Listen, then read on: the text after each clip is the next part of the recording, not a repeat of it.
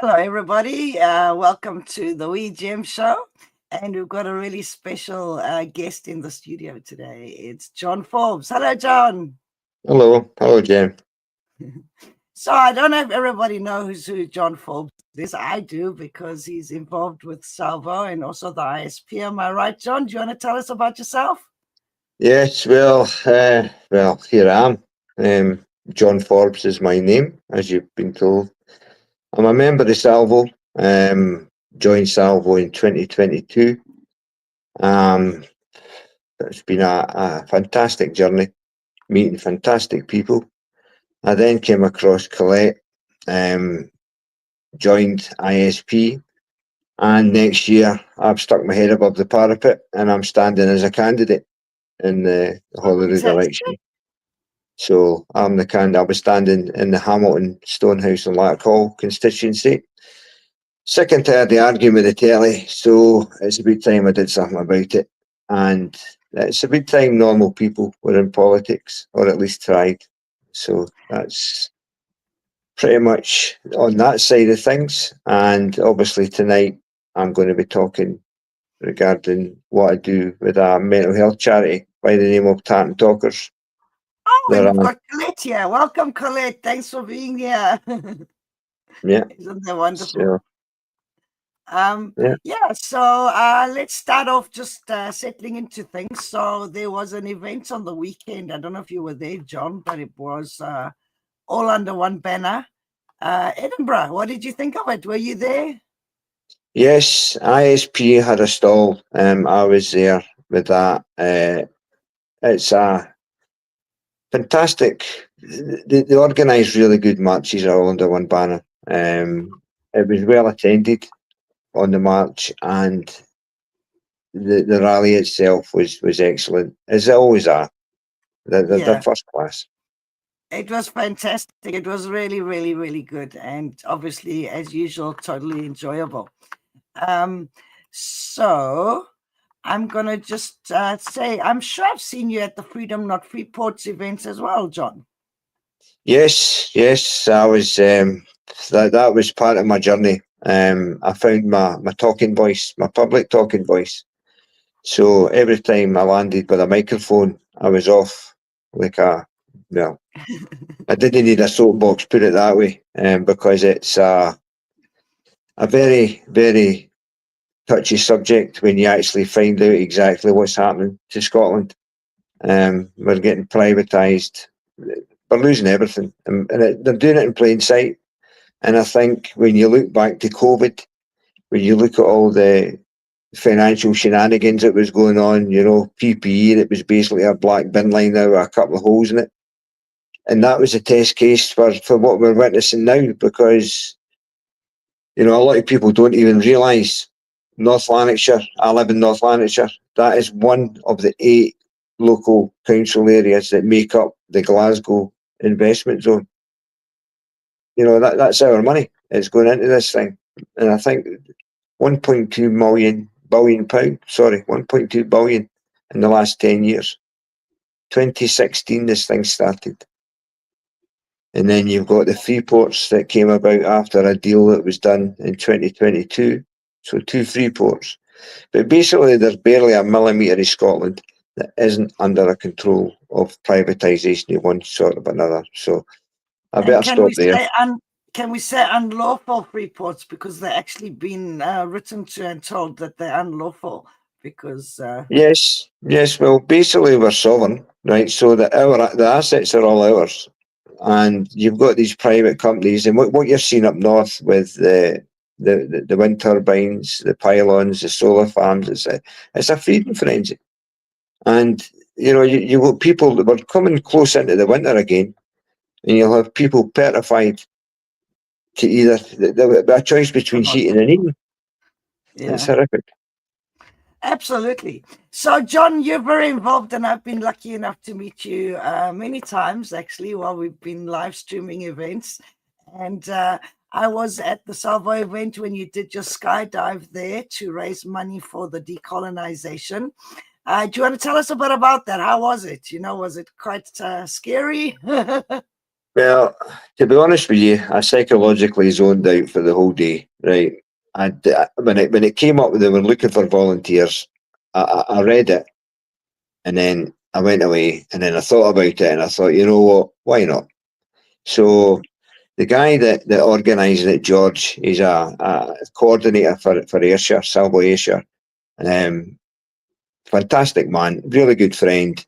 He said to me, John, look, there's videos you can watch. And I said, George, I'm going to be that guy that's going to turn up the day, get out my car, get into whatever I'm getting into, put in the plane and thrown out it. And that was the mentality I had for the day, right? So I didn't have any thoughts. There was no fear. Do you know something? You know the best bit about it is I hate flying. So I looked upon it as just getting off at the first stop. And that was it. So in the plane I went, 20 minutes to get up to the height. Roughly, I think it was 20 roughly about minutes. 10. I remember waiting for you guys to come down, and I was standing there. I had a good spot, and I was waiting to film, and I was like, "Where are you guys?" Yeah, 20 minutes to go up and just under 7 minutes to come down. And don't get me wrong, when the door opened and you're looking down, and an Arctic, for example, was about the size of an ant. The last time my backside was that high up in the clouds, I was going on holiday somewhere. So it was I. So you're like, well, you're strapped to somebody, right? So the guy behind me, he's the pro. I'm just hanging there, right? So you bum shuffle to the edge of the door. You curl your feet underneath it, and then you put your So head you're back in already his attached. chest.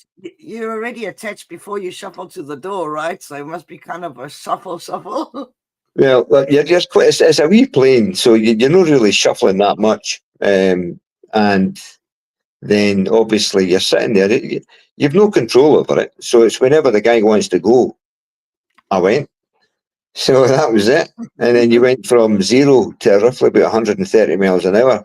And you do get the initial whoosh of, holy, you know what? But then it's a brilliant feeling because although you're plummeting towards the ground like a dart, you feel as if you're floating. Yeah. And then obviously when the parachute opened, then you're just hanging there, just admiring the view. It was a feeling that I can't honestly explain in words. I've done kind of daft things over the years, jet skis and racing go-karts and motorbikes and taking cars on Knock Hill, but nothing come close to that. That was probably that was the best thing in my life. So Without a doubt. Hashbury says double bum shuffle. Yeah, it was. I think there was a treble, maybe a quadruple bum shuffle actually. Yeah. It So was. I think you're very brave because, like, I've done abseiling and certain things, but I've never done a bungee jump or um, a skydive. I've done hang gliding, and it's slightly different. So, did you actually get a chance to admire the view? Because I always love that if you go hang gliding, it's fantastic. Well, you've no choice but to admire the view because you're just hanging there, right? You're basically you're just hanging, right? Now, one of the things the guy says to me when I was coming down, he says, "Would you like a shot of the controls?" So I thought, well, in for a penny, in for a pound, I may as well get a wee shot of it. Well, you don't. I'm a bricklayer trade, so I'm a bit heavy-handed. I'm used to hitting concrete blocks and stuff. So he says, right, we're turning left, just pull that. Aye, I pooed it, but I pooed it a bit too much. The bloody thing turned like a fighter jet. I So, remember I was watching you, I was filming you coming down, and I just saw, like, yeah, we go, loopy loo. And I was like, oh my God, I hope everything's okay. I got the bug no, myself. no. The thing turned like a fighter jet, and I made the decision there and then. I says, look, I'll just let you be in control of the controls because I clearly um, haven't got the knack to turn Yeah. in a ordinary fashion. So it was, but you know, 7 minutes to come down, but yeah, it's very, very enjoyable 7 minutes. It's a very Yeah. peaceful thing. I highly recommend it. I think everybody should at least try it. Um, So aye. you're totally safe when you go tandem, is that it? Sorry. Are you totally safe when you go tandem? Oh, definitely. you're in a harness, and it's a 4-point harness. So you're like you're hanging about like a spare part, and that's it. You're just it's as simple as that. The hardest thing, I think, the hardest thing mentally for anybody would be the initial whoosh, because Actually looking out of there and thinking I've got the bug, or whatever, and you gotta go out there. yeah, that's that. I think that's it. I think that's the hardest. That would probably be the hardest thing for some, because it's. I have got a red line, and a bungee jump is that. I wouldn't do that. There's no way I would. I'm quite happy doing the skydive, but no, definitely not a bungee jump. Um, I wouldn't do a bungee jump. no, So no, I think Casper's got a question here, and he says, "How long were you in free fall?" So you said about 7 minutes or something. no. 7 minutes, leaving the plane. I think the free fall only was a matter of seconds. Um, Yeah. but I know I saw that. I'm quite good at putting gazebos up as well. Uh, So, how is it when you like? Okay, obviously you start like the chute goes up and there you like floating and whatever. And I must still send you your video of you coming down because I got the whole thing. It was fantastic. So, how is it when you land? You stand any chance of like stubbing your toe or like breaking your leg or anything? no, well, what you do, I've no idea what the guy was behind me was doing, but what we were told and what we were basically we had to do it. One of the requirements before you actually got to do the skydive was you went into a harness and you were in a like a swing thing in the hangar, and you had to lift your legs up, and you had to keep your legs up for so many seconds, because when you come into land, you basically land on your backside and you slide. And I Mm. think the guy behind, he's on his legs and he runs, and then that's how it stops. I'm not even sure if he was on his backside. I don't know, because I was gutted that that was it. That was it over. And Oh God. there was three. There was another three going behind me, and I was like a child, and I was hoping that one of them would want to poo out, and I'd have went straight back up again. But unfortunately, it didn't happen. I remember seeing you after you had landed, and I was like, you'd come around to the other side, and I was like, "Hi, John," and you just looked at me like you didn't know who I was, and I was like, "You totally zoned out." Yeah, no, it was. Well, to be fair, my ears. It took a while for my ears to come back. Um, so it was like every time I spoke to somebody, it was like talking to somebody with a pair of headphones on. Yeah, But no, it was well, a I know fantastic. how that feels like. Yeah, yeah. Well, that was me after doing that mad thing. But it was honest to God, it was the best thing I've done in my life, and And is it sore on your legs when you land? it's not sore at all. No, Oh. even even when the parachute actually opens, you get a jolt, but that's it. It's not. There's nothing painful about it. It was, aye, it was peaceful, because you do actually feel as if you're just floating in midair. When you're doing the free fall bit, you feel as if you're floating, and when the parachute opens, again, I think they said that they slow you down to about 7 miles an hour. So Mm. you had two choices, and after obviously I turned the thing like a fighter jet, we came down quite gradually. But you can come down as quickly or as slowly as you want. But I found the whole experience absolutely first It class. depends on the thermals. Hey, it was quite a nice day when you guys jumped. I think it was. Depends on the thermals. It depends on the guy that's controlling the parachute. To be fair, Mm. because you can come down like a corkscrew, That and I would be think nice. if he'd have left me, if he didn't take the control off of me, that's exactly what we would have done. But it would have been a left turn all the way all the way down. Upside down. Yeah, but I don't think, because when you come out the plane, I was thinking psychologically my stomach's going to be wrapped round about my spine here, but it wasn't.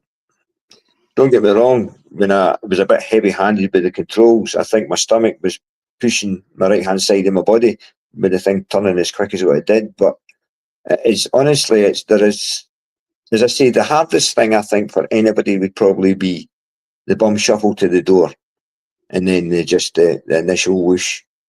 And then Mm. other than that, it's aye. I wasn't caring. I was enjoying every second of it. Well, I think you're very brave. And sorry, can you hear that? Yes. Somebody calling me. And yeah, I think you're very brave, and I would love to do it myself, obviously, and also to raise money. It's just that I broke my back a few years ago, and that's how I ended up disabled. So my coccyx is actually separated from my spine, hanging on by some nerves, which is probably why I get on some people's nerves. But if I had to land on my ass, that could be me paralyzed, and it'll be very painful. So I'm going to leave the bravery up to you. So now you've decided to do a jump again, and yeah, so you're going to do it for Tots and Talkers. Do you want to tell us about that? Well, listen, I really, really enjoyed it that much that I thought, right, it's a good way to raise money. Now, Tartan Talkers is a five-based men's mental health charity, of whom I'm a volunteer committee member. Mm-hmm. With myself having lived life experience of a mental illness, I was Yeah, diagnosed in my 30s. So, Tartan Talkers, they're a relatively young charity as far as mental health charities go, but they punch above their weight, well and truly. yeah, A lot of the charities, well, if you look at all the charities, they're 18 years old and above. Tartan yeah. Talkers is 16. Those 2 years are very important. Yeah. We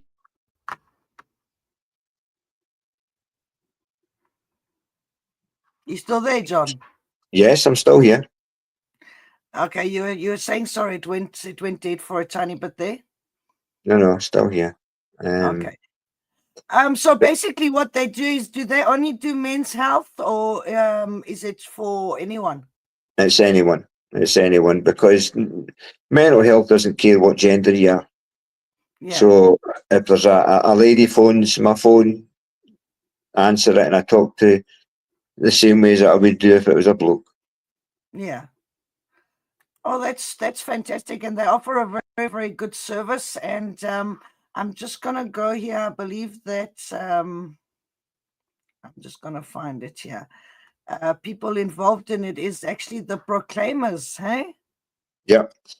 Uh, the patrons, yeah. um, along with there's a lovely woman. I've never had the chance to meet yet, but I'm That's her, sure. right? Sorry. That's the lovely woman you're talking about. Yes, yes.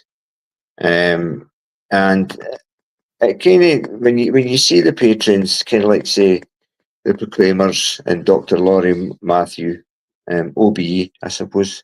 Put that bit in. It just goes to show that when Jackie started the charity up, um, it was obviously with the loss of her nephew. And when you look at the numbers of male suicide in Scotland, it works out to the figures get released a year in arrears. It's 2023 figures. So yeah, roughly what it works out to about 14 a week, every week, male 14 suicide a in week. Scotland. That's Yes, absolutely tragic. it Absolutely is. tragic. And you don't hear anything about it. If it wasn't for social media, it's deliberately suppressed, I think. And even when you look at into the numbers, it's not even, it's accidental. No, people have actually went and took their own lives. There's nothing accidental about it. And it just seems to be that there's nothing gets done about it. The NHS, they're struggling with it.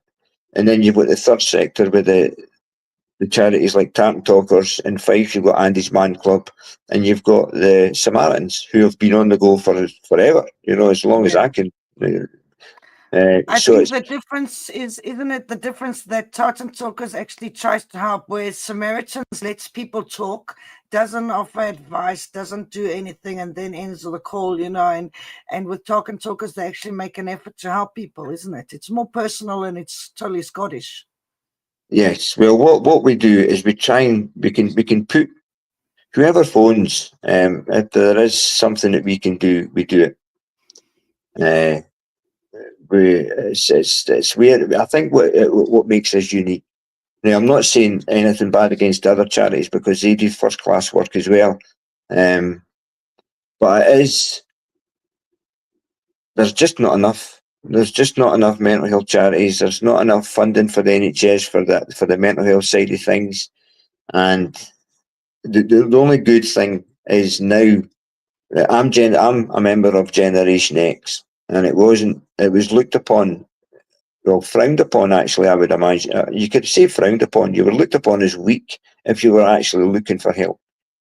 Now, the generations that have come forward, thankfully, that's no longer the case, and people can talk about it. But there is still a problem with blokes talking about how they're technically feeling with a Isn't it mental. like people feel that there's a stigma, whereas it should be that anyone can actually talk about it and saying, I'm feeling a bit down. I feel like my problems are a bit overwhelming. Like I'm really living in poverty and I don't know what to do. Mhm. I'm depressed, people suffering from grief, all sorts of things. There's so many contributing factors. And I think it's something just to say that she says it's vitally important that men, and I think everybody as well, but especially men, are encouraged to talk about their feelings and problems rather than bottling things up. It takes courage for a man to open up, as they are taught from an early age not to express their feelings. As a result, men have a little or no experience of talking about personal issues.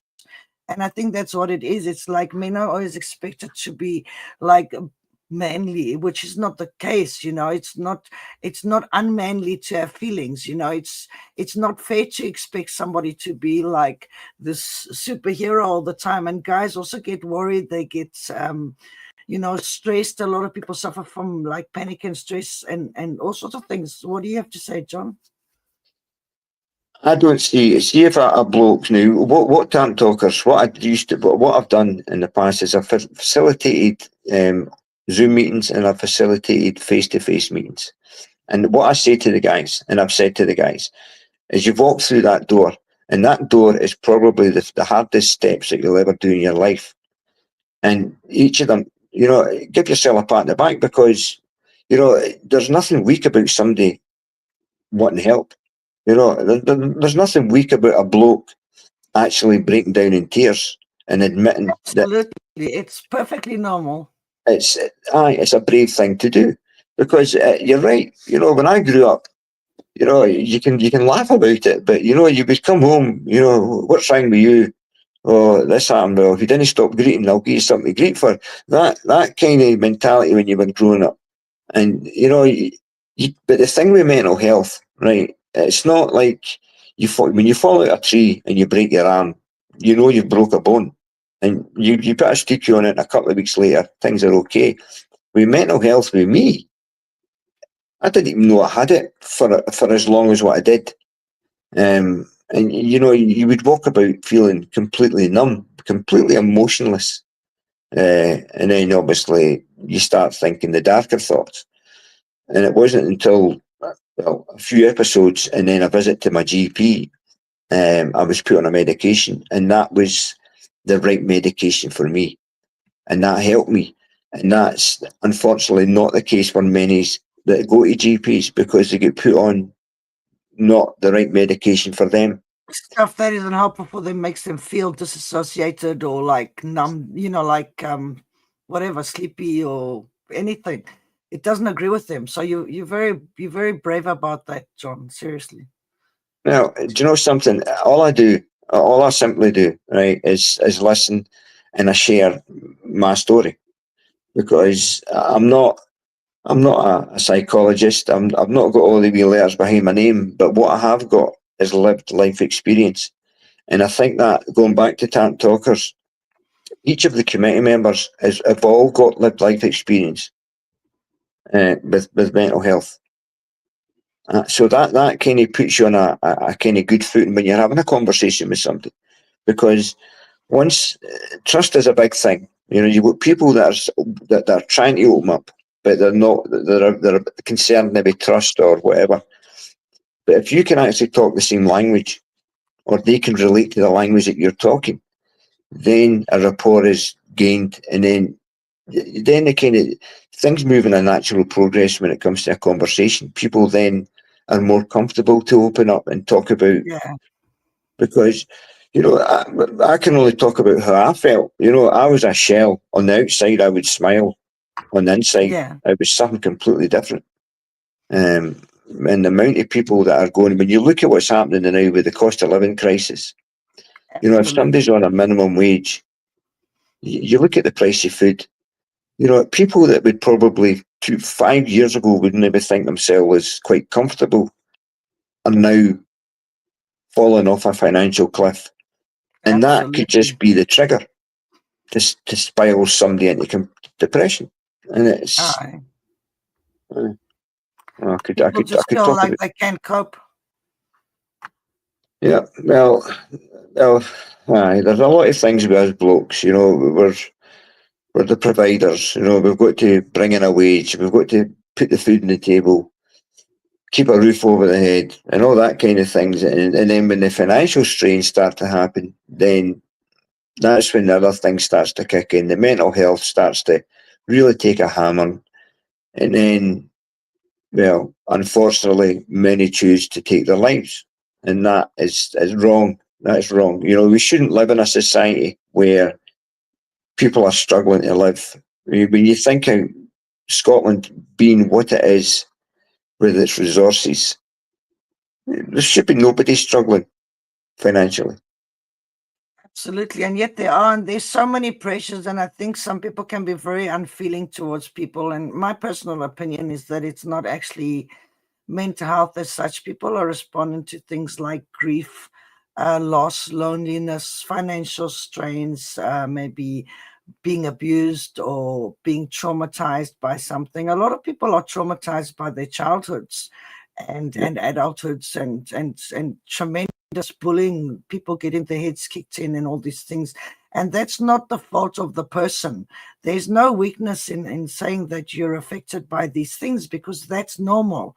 The people who have got the real, what I think is the real mental health problem, is those people who go around abusing other people and cause traumas, like narcissists and all sorts of people that really inflict suffering on other people.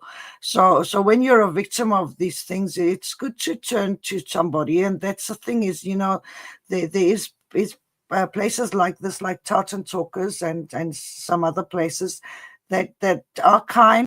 It's not like you have to feel embarrassed to confide in your friends and your family, because sometimes people aren't approachable, and you can talk to someone who's genuinely going to listen to you, has life experience. And I think a lot of people feel like they don't want to speak to psychologists and these things, because at the end of the day, these people are like they're living the life, they get paid a lot of money, and they can understand suffering. So they kind of got this glazed eye look while people are talking to them, and they don't really help. Whereas if you're talking to someone who's got empathy and they really have got life experience where they face those kind of feelings themselves, it's nicer and it's more humane. It's not dehumanizing, which is what people feel like is asking other people for help. It's a nice personal thing where people are genuine and kind. See, the easiest thing, sometimes the hardest thing to talk to is family members. The easiest thing to talk to is a stranger. Now, I drove taxis for a while, part time. So, and to be honest with you, I was 30% driver, 70% counsellor. Because you would get the kind of favourite questions: what time do you start? You've been busy, that kind of thing, and then it just went on to come in all different conversations, and then when they got out, sometimes some people spoke and some people really spoke, and then other times nobody said a word. But you would find that it was a way to them to offload, which I was perfectly fine with. It was, if you can't share a minute of your time just to have a conversation with another human being, then there's something wrong there. Exactly. And isn't it that a lot of people are lonely and they don't have somebody to talk to? So when you don't talk and people have got their thoughts rushing around their head, it's like rush hour traffic nonstop all the time, like a machine, a washing machine on spin cycle, and they can't get a break from it. Whereas if you actually get a chance to voice your worries and your fears, and somebody can maybe write down the issues that's troubling you, making you feel like overwhelmed and helpless, then somehow it makes it easier and they can help you set in plans to sort out different things. Suddenly you're not all alone. It's just talking helps, and sometimes people do feel like they kind of approach their family Mm. and friends like somebody's going to laugh at them. So talking to a stranger does help for some people. It's something that's very valuable. Well, one of the groups at Tap Talkers that Jackie set up was for mums and dads and brothers and sisters who have lost a family member through Yeah, suicide, grieving. and Yeah. that has been a success. Um, and obviously, well, when you look on the Tap Talkers page, there's a memorial. So the people are no longer here, but they're still remembered. They're never forgotten. That's a lovely thing. I read through that today. They've got memorials of different people who lost people and how they lost them and who it was, and it makes it personalized because I think people feel very alone with their suffering and then also with their grief. Yeah, yeah. I think it's one of those things that leaves people with the what ifs and maybes. What if I said this or what if I did that and the maybes, and that tortures people. When suppose when somebody's at that brink, the most calmest. Um, it's aye, it's one of those places where sadly many have visited, and many have chosen to take their life rather than to live. So Well, what many we do, people reach, sorry, many people reach these points. Sorry to interrupt you, but no, it's no, kind of normal and it's not just isolated people who feel these things. Many people feel them. People feel regrets, they feel haunted by things. And yeah, sorry to interrupt you there, John. I didn't no, mean no, to. no, it's perfectly fine. It's nice to get a break because it's a subject that I think needs to be spoken more with the politicians. The politicians need to do more about it. They can find money. They can find money for all these free ports and special economic zones, city region deals, you name it. But if you go into like the I think the waiting list to see a psychologist now, I think it must be near about 2 years. Now, when I had my mental health, when I was diagnosed, I was given an appointment to see a psychologist. And what they do, it was like a triage thing. So they would go in there to see if you actually merited an appointment, which I did. But back then, it was 14 months. That's how long I That's a waited. long wait when somebody's feeling really down and helpless. Like, That was almost 23 years ago. So I can't imagine the length of it now. Uh, and by the point that the 14 months came, through a discussion with my doctor, I chose to come off the medication and I didn't need the psychology. It was more I'd learned to life coach, so I changed my lifestyle. it My does doctor. helping other people. It does help. Now, I was very fortunate that I had a really good GP. And one of the things the GP said to me was buy a diary. And it doesn't matter how small it is, but whatever, if there's a positive thing that happened in that day, you write it in your diary. Now, I wasn't a big fan of diaries and writing stuff, so I did my own thing. And it was to start with, it was a fortnightly check-in. So it was with myself. You wake up in the morning, you think things are okay, right? That's me good for another fortnight. Anyway, it's progressed into 10 years, and my next big one is 60. So I still do it to this day because, when it comes to mental health, that's how there needs to be far more help out there for people because there's not, in my opinion, I don't, how I feel is I've managed to cope with it, but there's not necessarily a cure for it, if that makes sense. Yeah. You still And have your good days and bad days. exactly, and everybody has good days and bad things. And exactly what you mentioned now, it's like introducing coping mechanisms into people's lives and into one's own life is literally, having something where you write something down, and it's not a dear diary situation. It's just it's awareness. It becomes like self care, and you literally being in touch with your feelings because people get disassociated. And you mentioned that thing of feeling numb because you're forced to suppress your feelings all the time and put on a smile and say, I'm fine, I'm fine, I'm fine. People stop realizing how they feel. They really Yeah. do.